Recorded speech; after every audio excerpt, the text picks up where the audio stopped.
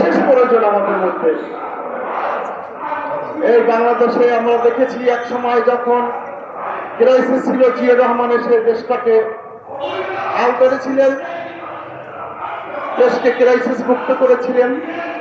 এবার আমরা দেখেছি 90-এর গণ আন্দোলনে গৃহবধূ খালেদা জিয়া এই বাংলাদেশকে তৎকালীন ক্রাইসিস মুহূর্তে এসে তিনি বাংলাদেশকে একটি সমৃদ্ধশালী দেশে রূপান্তরিত করেছেন।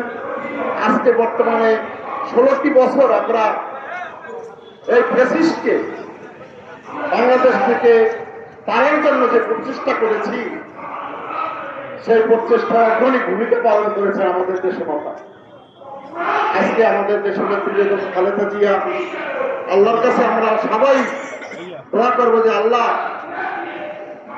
আপনার কুদরতের কোনো শেষ নেই, আপনি ইচ্ছা করলে আমাদের মাকে আবার আমাদের মধ্যে ফিরিয়ে যেতে পারেন আল্লাহ, মানে পরিপূর্ণ সুস্থতা দান করতে পারেন আল্লাহ।